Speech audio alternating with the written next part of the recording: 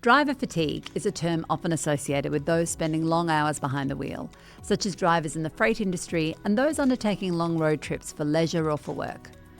But driving a vehicle while impacted by sleep loss is a much wider issue, including over short distances. The Sleep Health Foundation estimates that more than half of Australian adults are suffering from at least one chronic sleep symptom, and almost half, or 48%, report at least 2 sleep-related problems, according to the Australian Institute of Health and Welfare. It follows that the number of drivers on our roads who are operating a vehicle while affected by sleep loss must also be high.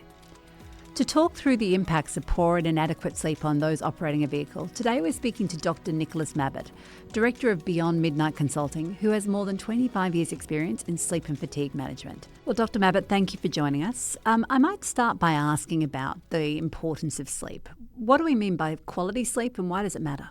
Well, the thing about quality sleep is to get everything good out of sleep, you need around 7.5 hours, which is 5 cycles of 90 minutes. And the way it's structured is the first 3 cycles of 90 minutes will give you at least 2 hours of deep sleep. And deep sleep's where we get serotonin from, which is the happy hormone, but also the resilience hormone.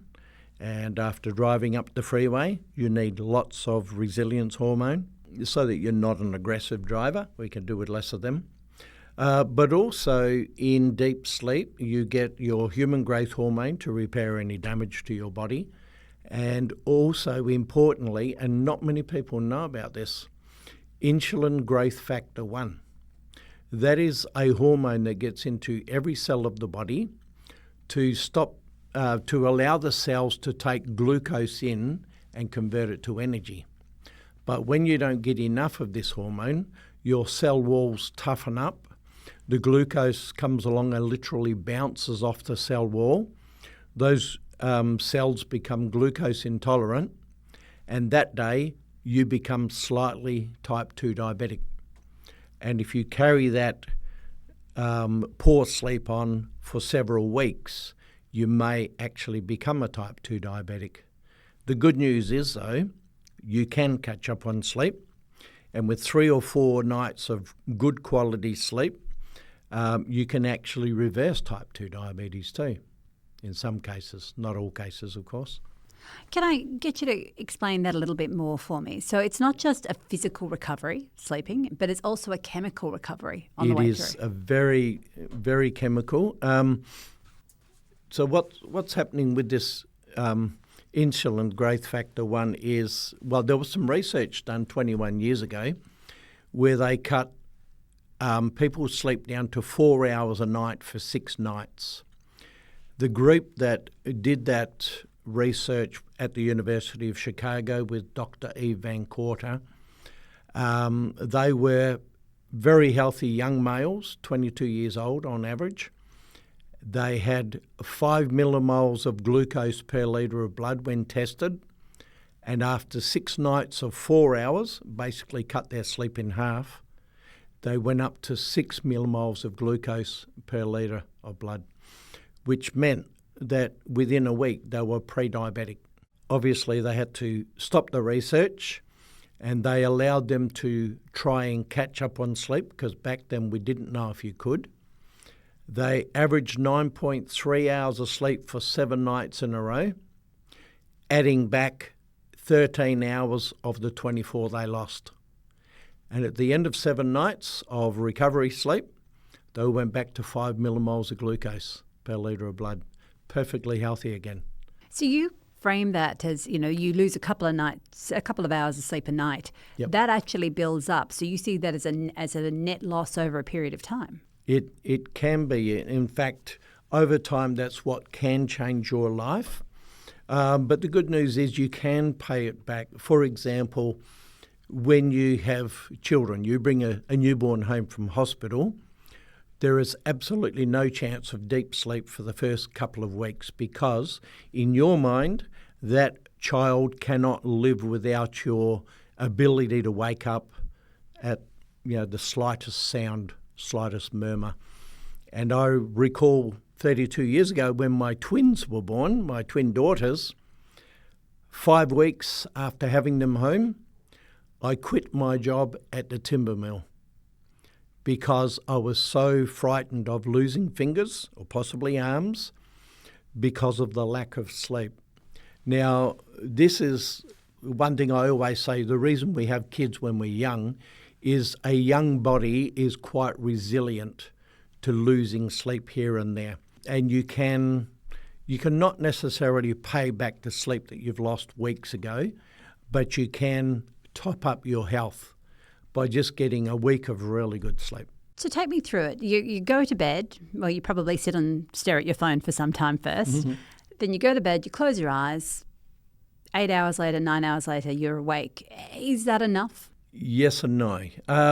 See, a lot of people talk about screen time being a major problem with sleep. Well, for me, it is not. What that means is when I'm sitting there watching TV with my wife at night, there is something in the back of my mind, which it's a theory that I developed 16 years ago. 16 hours and 10 minutes after you wake up in the morning, you get your very first dose of melatonin for the evening. Most people don't even know what melatonin does, and yet they go and buy it. What melatonin does is it dampens down a part of your brain called the body clock. That body clock is a cluster of 80,000 nerve cells that sits on top of your optic nerve looking for light to adjust your daily rhythm. Now, when that body clock is switched on and looking for light, you cannot sleep no matter what you do. And there'll be some nights where you're absolutely shattered and you might be in bed with all the lights off. But if there's one little LED in the room, it will annoy the hell out of you. And that's because that body clock is still active. All that means is you've gone to bed at the wrong time. And that's where a lot of people totally miss out on getting good sleep every night. If you notice the signs, which come around 16 hours, 10 minutes after you wake up, it's a series of 3 or 4 yawns. That's all it is. With those yawns, there might be a little bit of drowsiness. In fact, if you're talking to your partner or listening to your partner might at some point say, you haven't heard a word I've said. And if you go back and say, well, that's a funny way to start a conversation, then you've probably been in that, what I call the first sleep wave. It only runs 5 to 10 minutes. And if you miss it by a couple of minutes, you can't sleep for at least an hour. This is where a lot of people go wrong with technology. They might be watching Netflix and they'll get drowsy and they'll start yawning and they'll think, oh, maybe I should go to bed. They'll pause the episode and they'll see there's 14 minutes left and they'll unpause it and go, I'm just going to watch that first. Big mistake, because then you go through that little 10-minute period of your sleep window and you enter what we call the forbidden zone. Many people sit there in bed going, what the hell is going on? I was so tired just now and now I'm wide awake. You are now in the forbidden zone. So to put it simple, 16 hours, 10 minutes after you wake up, you get a 10-minute window of opportunity and then no opportunity for the next hour or so. And then the second window of opportunity runs from about an hour later, but you'll only get about 6 hours sleep if you're lucky. So once you've gone to bed, you may be tossing and turning, or you might wake up in the night, you might have to pop to the bathroom. Does all of that impact the quality of your sleep? It can, but it doesn't have to. And this is where sleep anxiety goes in. Some of my colleagues in the past have frightened the hell out of people by saying, if you don't sleep well, these bad things will happen. I like to approach it from the other side. If you sleep well, you get your human growth hormone, you get your type 2 diabetes looked after, you get your resilience, and everything works really well. When you wake up through the night, it just means you're a human being, because when we get into rapid eye movement sleep, that's the brain quickly doing a check on you.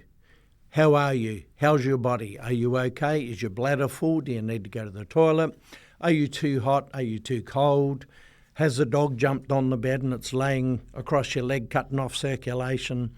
It's your brain's way of making sure that you're okay. If you're sleeping in a strange bed for the first night, hotel, motel, camp, whatever, your brain will wake you up and go, this is a bit odd. You're sleeping in the wrong direction and it's not your bed. I'm just going to make sure that you're okay. And that's all it is. What I do right then and there is I just go, another reminder that I'm alive, roll over and go back to sleep. Whereas a lot of people worry about being awake, and that causes sleep anxiety. We need to remember what we tell our children. Go to your happy place. Think nice things and go back to sleep. And if you wake up once or twice a night, it just means you're human. There's nothing wrong unless you can't get back to sleep in 10 minutes. And then the key there is to not lay in bed awake for longer than 10 minutes, because if you do, you end up teaching your brain that bed is for being awake. We have a saying in neurology, neurons that fire together wire together, and that's how we associate things. So bed is for two reasons only, and one of them we won't talk about on the podcast, but the other one is clearly sleeping. And if you're not doing either, you need to be out of bed reading a boring book. And I did produce one 2 years ago. The first 2 chapters on the science will put you back to sleep, guaranteed.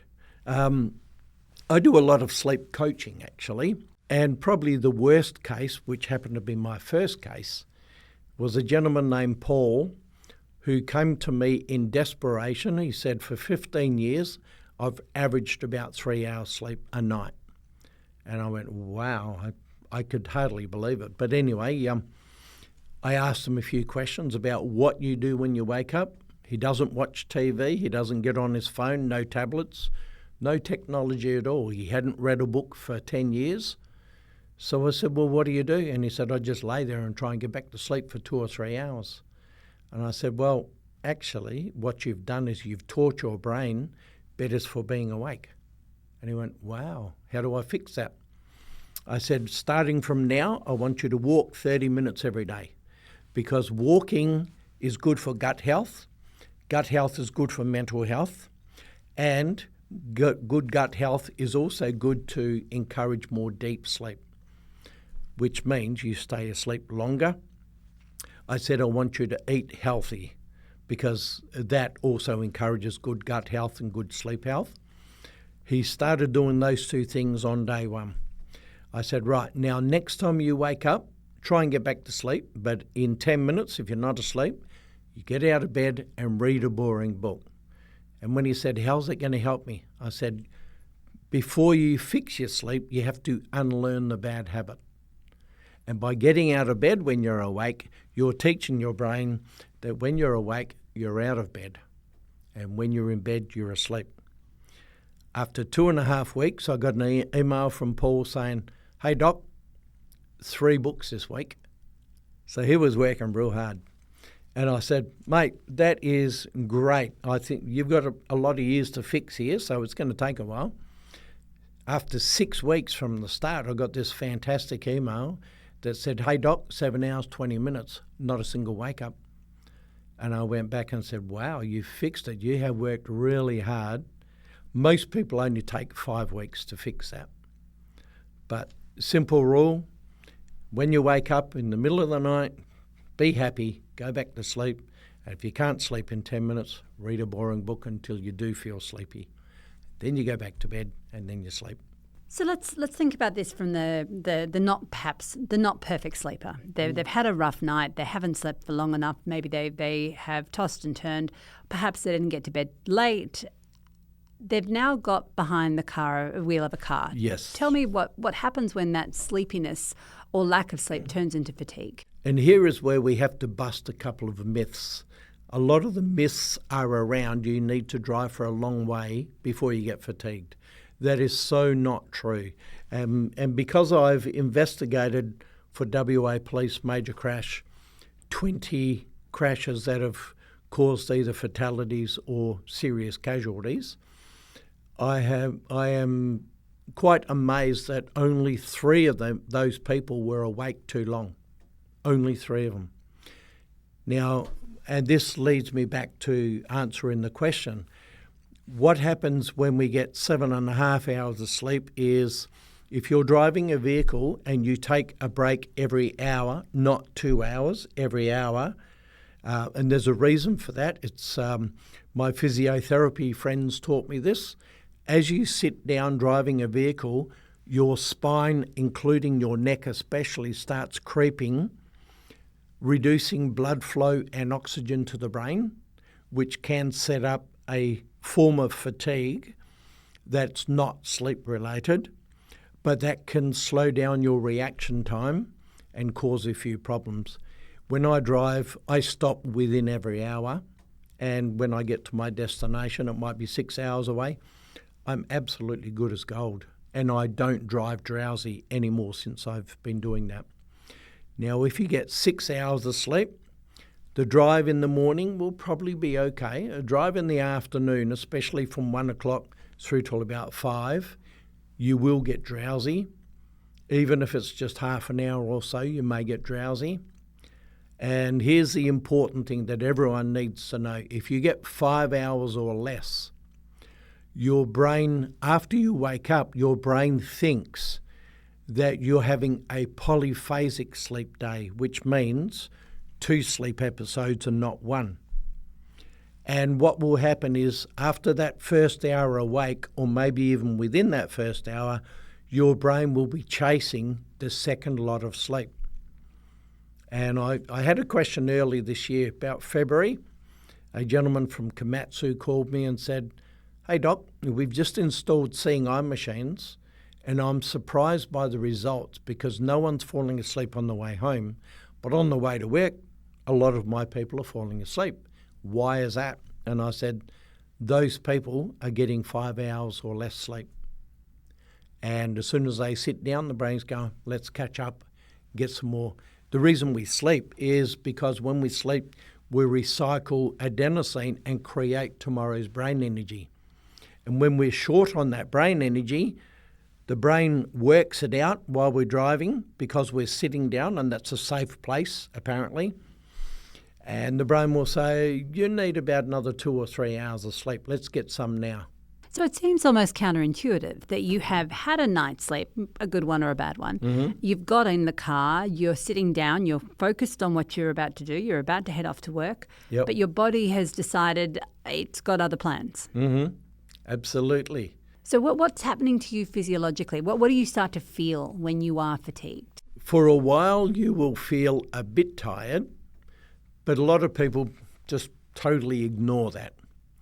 And then if you haven't stopped like I do before you get tired, then you move into drowsy. When you get to drowsy, that's the brain's way of saying we need more energy, and the only way to get it is to put you to sleep. And the brain has a hierarchy of needs: blood, oxygen, and energy. Those 3 things over and above your safety. So if it needs sleep, it will make you drowsy first. And people always notice drowsy, and I say this in a courtroom a lot, because one of the counter arguments from defence lawyers is, Your Honour, my client didn't know he was about to fall asleep.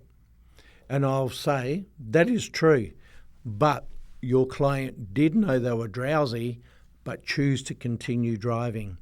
That, to me, is choosing to drive dangerously.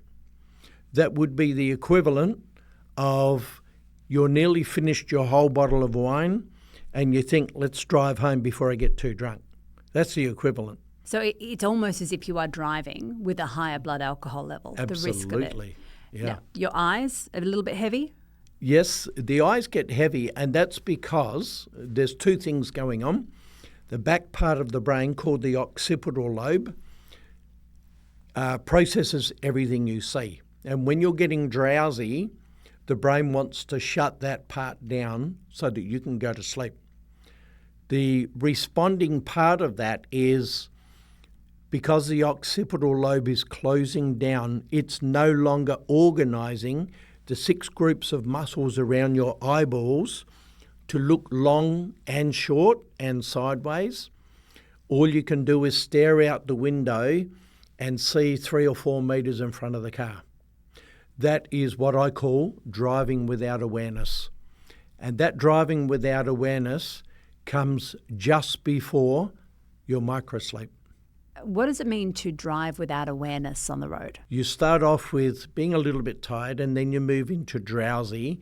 And as I mentioned before, you will notice drowsy. But once you get through the drowsy bit, the brain literally switches off some of its components and you are now driving without awareness, which means part of your brain, one on each side of your brain called the hippocampus, which is where you store short-term memory, that is disengaged, which means you can drive down the road. You normally follow the lane markings and that's it. You might wander over the lines a little bit and you can see a few metres in front of the car, but you can't see 4 or 5 seconds down the road, which means that you can't see fauna on the road. You can't see errant drivers coming towards you. And I think we've all done that. We've all driven and suddenly thought, how did I get to where I am? That is exactly what happens in the brain. And something I often mention to these people at the mine sites, when you drive down this road and get to this major intersection, a lot of people go, "Wow, I better brake heavily here," because I'd just been coasting down this hill, driving without awareness. They didn't know this, but then all of a sudden they see a brake light come on in front of them and they go, "Whoa, I better stop." And this is where the technology in vehicles is good with the heavy braking if you're not doing it yourself. That's the thing I like most regarding fatigue in a vehicle. I mean, obviously, eye technology is good, but having something pop up every 2 hours and say you need a coffee break, that to me is a waste of time. You need more interaction with that driver, I think. So when you are driving without awareness, you might be seeing what's in front of you. You're not aware, you're not anticipating, and you are in a situation where perhaps it's a bit of tunnel vision. It is just like tunnel vision.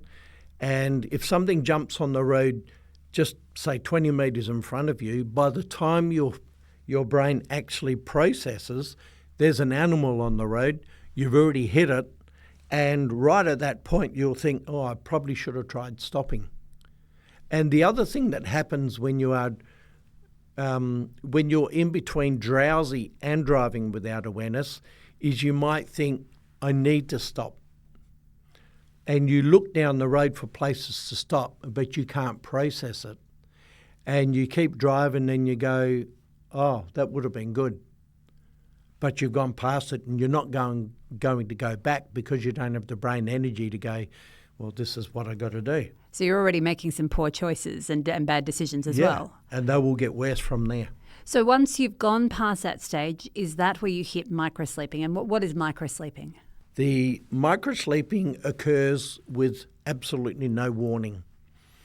The Swedish study that I spoke about earlier, they investigated more than 600 people who were sitting there trying to stay awake. It's called the maintenance of wakefulness test, where you sit in a dark room and try and keep awake, which is what you try and do in your car sometimes, try and keep awake.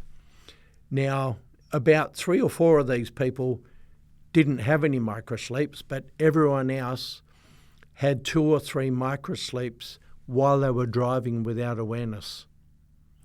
And they just didn't know it. And going back to a case over at one of the sites in Hunter Valley, a man was pulled up in his haul truck by a supervisor who called him up and said, "Park fundamentally stable, I've got to come and swap you out." And the driver said, "Why?" And "You had a microsleep." "No, I didn't." "Well, actually, I'm not going to argue. I'm going to come and get you." Took him into the office and said, "You need to have a look at this." Showed him the video, and the video was looking at this man's eyes, which were closed, and the camera facing out of the truck was the vision of about to go over the, what they call the high wall, 100-metre drop. The machine vibrated and gave him an audible alarm, which didn't fully wake him up, but woke him up enough to just correct his steering and save his life, and he didn't even know it.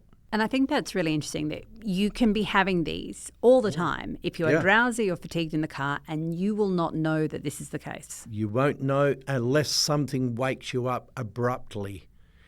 Gravel in the wheel arch might do it. Audible tactile edge lines, that's what they're for. I call them braille for blind drivers or sleepy drivers. But no, 90% of the time, anyone who has a microsleep will argue vehemently that they never, ever close their eyes because they're just not there at the time. In fact, in one really big study they did in Sweden, they were looking at people sitting there staring without awareness, and those people, all but 3 people out of around 600, had 2 or 3 microsleeps before they fell asleep properly. So they may not necessarily be aware that that level of attention is diminished. No, they have no idea at all. And this is what I say a lot in my training. To avoid this, you need to stop before you're tired. If you get drowsy, then simply stopping for 2 minutes, which has been the road safety call for years, that doesn't always work when you're drowsy. In fact, most times it doesn't.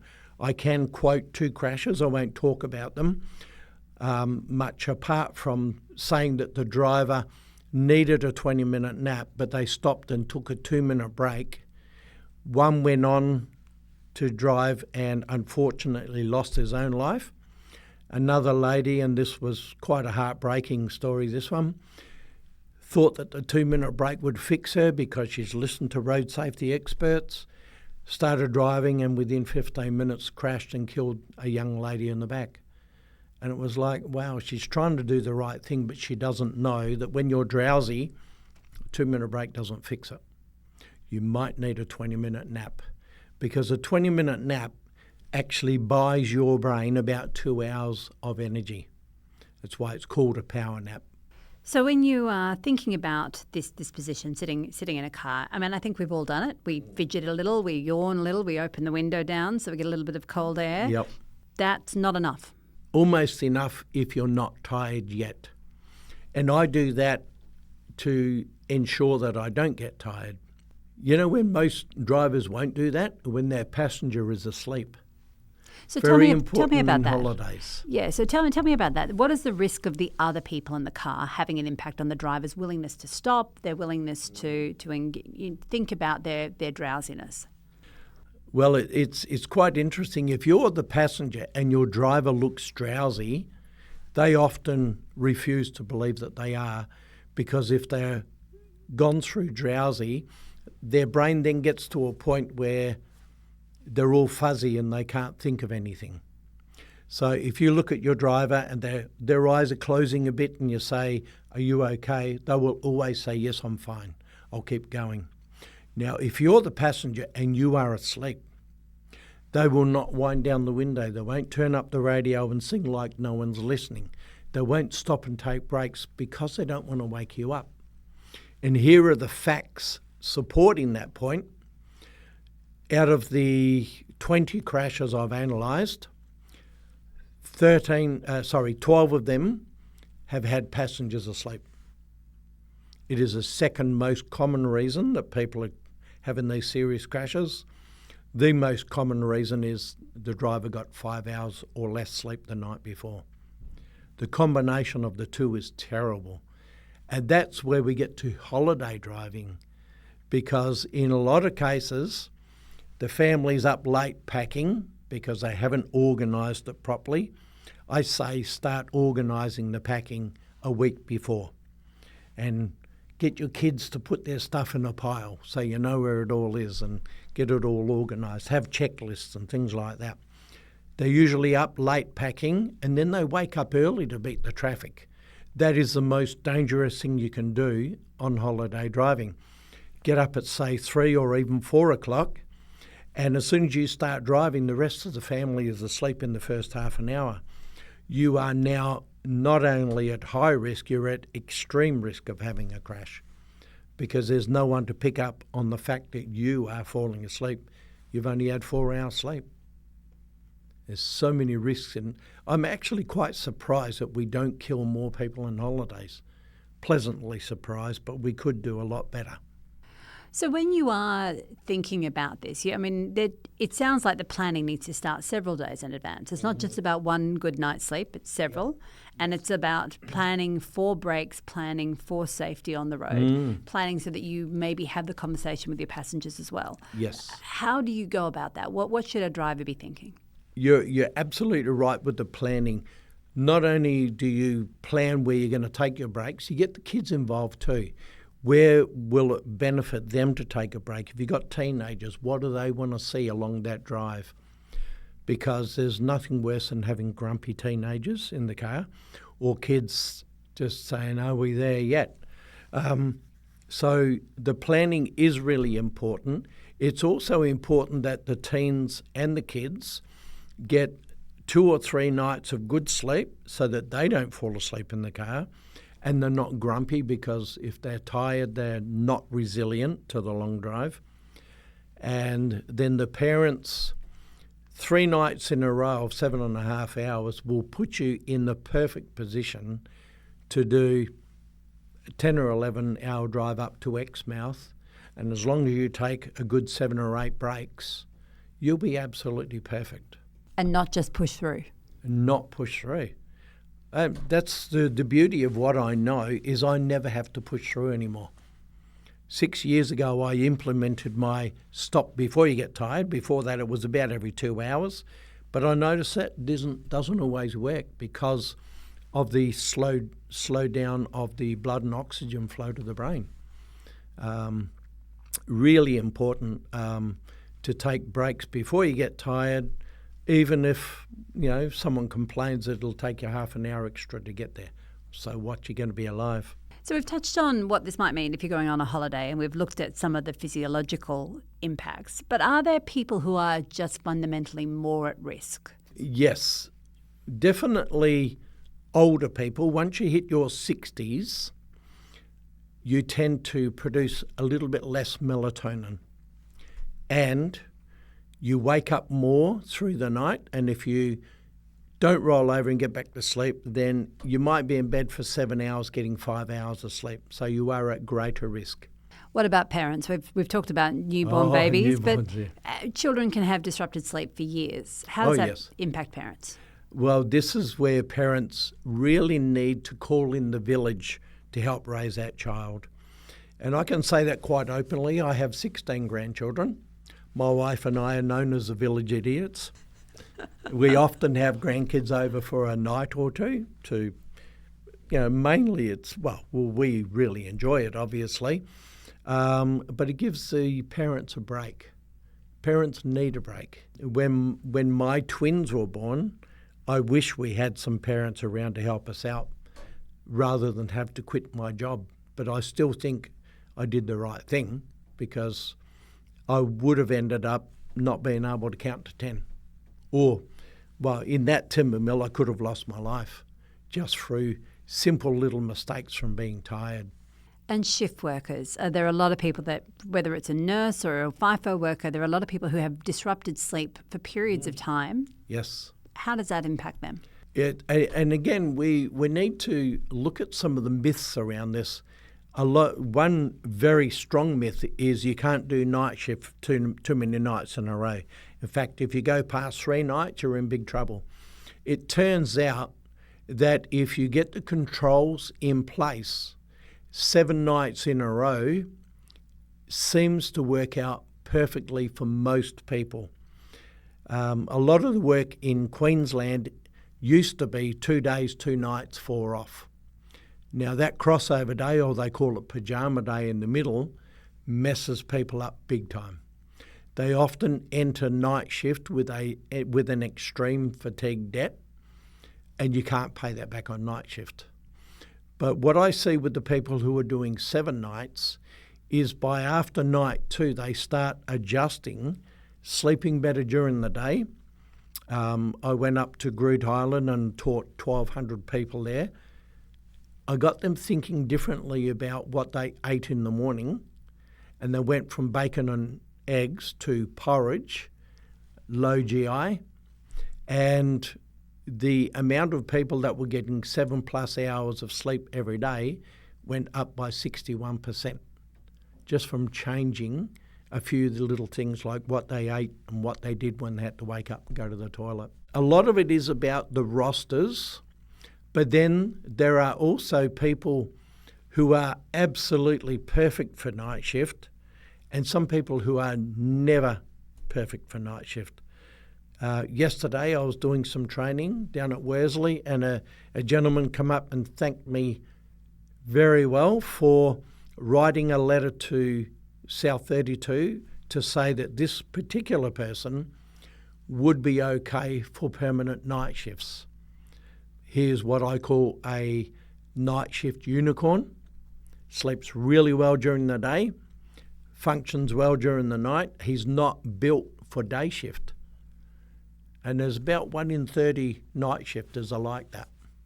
Other people, the reverse of that, I wrote a letter to Capcol a couple of years ago, pardon me, saying that this particular gentleman can never do a night shift again because he had generalised anxiety disorder, which then crept over into sleep anxiety. And when he was trying to sleep during the day, just because he knew it was going to be hard, he would have panic attacks. And when he tried real hard, they had to call an ambulance for him. His heart was palpitating that much. So I got him off night shift permanently, and at the same time I got another guy on night shift permanently. You've obviously done an awful lot of work with some of these major companies, and being in WA, we have a lot of mining companies who are very safety focused. Oh, yes. Now, some of those have started introducing wearables. I think there are vests that can help tell what's happening physiologically. There are watches, there are cameras in vehicles. Yep. Are they sufficient? Do they work? What do you think? Yes and no. It's they're a great last line of defence. I mean, I've done a lot of work around seeing eye machines in trucks, and they are absolutely wonderful. They have saved many lives, more lives than we've ever literally calculated. But it's not just the devices themselves, it's how you use the data. And in some cases, at some of these mine sites, I will implement sleep improvement programs because around 20% of the employees will give 80% of the fatigue incidents. And out of that 20%, usually half of them will have obstructive sleep apnea, which affects not just their fatigue but their life.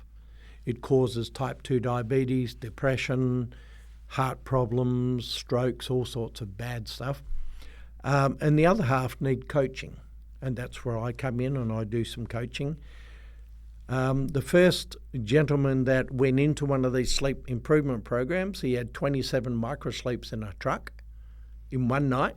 That's a lot of microsleeps. That is a lot of microsleeps. Not a record anyone wants to get.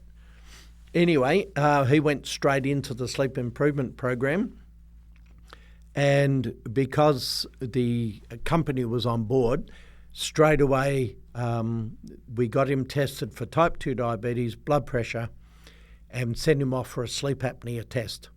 His blood pressure was at dangerous levels. He was, I would say if we let him go, probably within 10 years he may have lost his life. His blood sugar levels, dangerously high. If we'd let him go, he might have lost a leg, a set of kidneys, some eyes, whatever. Anyway, they did the test. He had severe sleep apnea. They bought him a CPAP machine, which is continuous positive airway pressure. I coached him for the next 6 weeks to wear it properly at home and at camp. And 6 weeks later, he's back on the truck and driving like he's never going to fall asleep, which is great. Fix that part. A year later, I called him up as just a bit of a health check. And I said, Ron, how are you going, mate? Couldn't shut him up. He was such a happy man. Oh, I've lost 25 kilos. My blood pressure's normalised, my blood sugar's normalised now. I'm probably going to live forever. And my wife likes me again. So, I mean, winners all around. Well, there must be people that are listening to this who are sitting in their car at the moment, and we have spoken a lot about sleep, so they are probably allowed to yawn occasionally in listening. If they are thinking that this sounds familiar, this feels like the accident they haven't had happen yet, what's your advice to them? There are so many companies out there that really care about their employees, and they're willing to get good fatigue management education in front of people. And that seems to be the key, and it's not me just trying to sell my services. There's good education and there's ordinary education. You can go on Google AI and you can download any sort of program. It'll tell people to get 8 hours of sleep and all the stuff that they already know. It's what they don't know that makes a difference. Well, and one of the things that I'm very concerned about is hospitals who never train their staff in managing fatigue and sleep.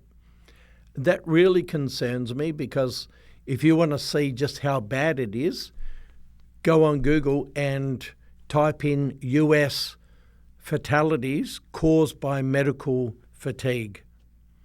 And you'll get thousands of hits, because there's been a lot of fatalities, wrong parts being removed and things like that.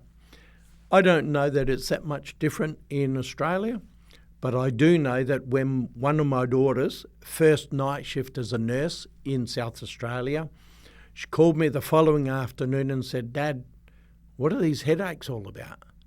And I said, "You haven't slept long enough to clear the toxins out from yesterday's work. You have to get 7 or 8 hours to clear that out, and 3 or 4 will not do it." And that's where the headache comes from. And I said, "So you did your first night shift without any training. I'm going to jump on a plane and come and give you a session. But tell me how many medication errors." She said 3, but I caught them before I administered them, and they could have been bad. This is occurring every single day and every single night. And that must be the same for, the ordinary person in the car as well. That there are, could have been bad, got away with it, fortunately. Yeah. So should they be taking the advice immediately around the sleep hygiene? Should they be paying more attention to their bodies? Yes, they certainly should, because out of 35,000 people that I've been in front of, I always ask the question, who here has never fallen asleep at the wheel? And there'd probably be 1 in 100 that hasn't, or believes they haven't, and sometimes they don't even know that they have, because they're not there at the time. So nearly every driver in Australia has fallen asleep at the wheel and survived. We do get away with it, and that there creates an even bigger problem, because risk is such that the more people get away with it, the more they think that the risk is reduced, when in fact the risk is opposite. The more they get away with it, the closer they are to that bad event happening. What I often say to people driving is, stop before you get tired. Now, if you push through and you get drowsy, stop and consider a 20-minute nap, because if you push through drowsy, like most people do, the next part of your drive, you won't know anything about it. You don't feel drowsy anymore because your brain is switching off. The next thing you might know, if you're lucky, is, wow, I run off the road, I better get back on the road. And that's the one where you did wake up fully. I watched a video not long ago, 20 minutes of video of a driver's face driving a bus with 5 employees on it. It's just a minivan. And for 20 minutes, this man had 9 serious fatigue incidents, 9 lane excursions. One of them, he was driving without awareness, which means his eyes are open, but there was nothing behind his eyes. That empty gaze you see. And in one of those 3 occasions, he literally forced an oncoming vehicle off the road and didn't even know it. and it took him 3 seconds past that vehicle before he actually went sort of come to again and pulled the vehicle back in the left lane again. That was the 8th time, I think, out of 9. And it's just terrible if everyone could see what they've been doing while they're driving, they would sit down and go, wow, they would be scared. What does a good night's sleep look like? A good night's sleep starts with a couple of yawns, be straight in bed, turn the TV off, no technology, get to sleep. And if you've gone to bed at the right time, which, as I said earlier, is 16 hours, 10 minutes after you've woken up, you got the chance to get 5 full cycles of 90 minutes. And that 5 cycles, the first 3 cycles will be mainly about deep sleep, where you get all of your health and wellness. The last 2 cycles is all about rapid eye movement sleep, where you firstly fix up your problems. You might wake up and go, oh, I can't forget to do this today. That's your brain's way of saying, are you good to go? A lot of organisers have problems with that, where they'll wake up. Kids who are getting ready to study exams, they will wake up with some answers to some of the questions they've been putting in their head. It's just the brain's way of keeping you organised, but also in rapid eye movement sleep, that's where we rehearse our safety, our normal safety at home, making a cup of coffee without scalding yourself, reversing out the driveway without hitting that letterbox that's been there all the time. Those sorts of things. And that's what safety is missing, is people don't recognise that REM sleep is a major component of safety. So 5 full cycles of 1.5 hours of sleep will give you everything you need to be your absolute best every day. Now, if you need medication to help you sleep, sometimes for anxiety, sometimes to replace the melatonin that we're not getting sufficient enough of. And once you get to about 60 years old, your body produces less melatonin. What I do when I'm delivering fatigue education is put out a list of foods that contain melatonin and foods that contain tryptophan that is converted to melatonin and serotonin.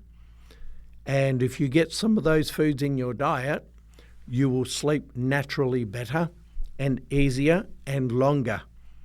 Now, if you take some medications, like some people do to fall asleep, some of these medications can reduce deep sleep, which is not a good outcome. And some of them will make you really drowsy. Alcohol is not really a medication I recommend for sleep. 1 or 2 standard drinks generally doesn't do much damage, but 6 or 7 will reduce your deep sleep and your rapid eye movement sleep. It will also add a number of toxins to the brain, and sleep is about removing toxins, not adding them. So let me ask that then. If you take a tablet to help you sleep, the 7.5 hour rule perhaps doesn't apply as strictly, because it may be that you need more to recover from extra drowsiness. Yeah. Or if you're taking a stiff drink before bed, that could change things as well. Yes. If you're taking a stiff drink before bed, guarantee you'll wake up in 3 hours to go to the toilet for the first time. Might not be the only time. And some of these medications, especially the ones that are used for hay fever, for example, they can make you very, very drowsy when you wake up and make your drive to work very dangerous. I always say to people, look, sleep medication's not the end of the world, but it's not the best fix. The best fix is knowing how to get good sleep, when to get good sleep, and how to fix it when it's broken. Education is absolute king here. Sleep medications, I never have a problem with melatonin because we produce our own melatonin.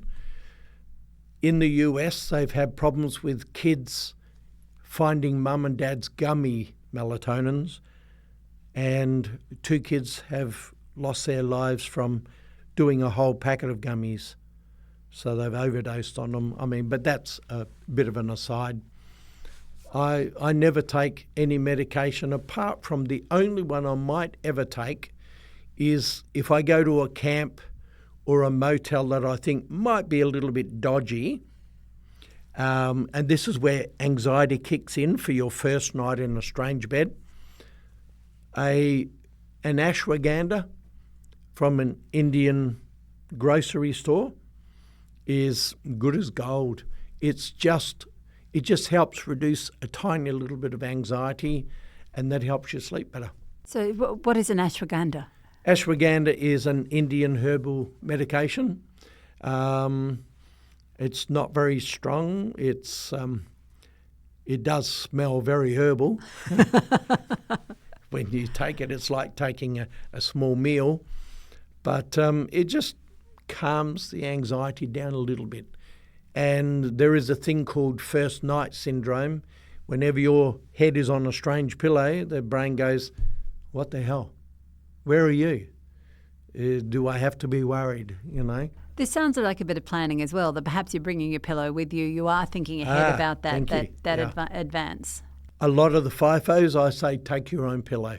That is for sure. A lot of travellers, if they can. I recently did a week up at Cocos and Christmas Island. Couldn't take a pillow because most people take so much food there you can't get it on a plane. But I didn't really have any problems with that because I have flown so much and I spend so many nights in strange beds, which doesn't do well for my reputation. But it is just purely for work. My brain doesn't care anymore. I have one final question, and that's around the time of day. And I know we've spoken a bit about the risks if you get up and you're drowsy in the morning, but there are other times of day that are risky as well. And I particularly wanted to ask about the Christmas lunch. A lot of people blame food for what we call postprandial somnolence, which is big meal, you feel a bit sleepy afterwards. Now, that can occur purely from very high carb food. But for people who sleep well, it's only a tiny little bit. But if you get 6 hours of sleep one night, the following afternoon after lunch, you will feel drowsy because your brain recognises you're still 3 hours short on brain energy from that one cycle you missed. And if you got 5 hours, boy, you are done in that afternoon. And this is where nana naps are a good thing. And when I say nana naps, I'm talking an hour and a half cycle, not a 20-minute power nap. So instead of jumping straight in the car after your Boxing Day lunch, maybe sit and watch the cricket instead with your eyes shut. Yes, that's the best way to watch cricket. Any level of fatigue you have, so any level of sleep debt, if you add alcohol to that, it's not an addition, it's a multiplier. And probably the quickest crash that I've analysed and gone into the courtroom for, the man had 5 hours of sleep the night before, and the night before. And on top of that, in the afternoon, he had 4 or 5 stubbies. The combination of the fatigue plus the alcohol had this man asleep in 5 minutes and 35 seconds of driving. You don't have to drive for a long time to fall asleep. Fantastic. Well, look, Dr. Mabbott, I'd really like to thank you for your insights. It is a fascinating story and also a very good reason to head home and go to bed at a reasonable hour. Thank you again for your time. You are welcome, and I only wish that every driver in Australia could hear this because they need to know what they currently don't know. Road safety is doing a pretty good job, but if we could get every driver 7.5 hours of sleep, my guarantee is I honestly believe we would halve the road toll. Fantastic. Thank you very much again. You are welcome. Thank you for tuning in. If you like this episode, let us know in the comments or share it with a friend, and don't forget to hit subscribe. We'll catch you in the next episode of RAC's Horizons podcast.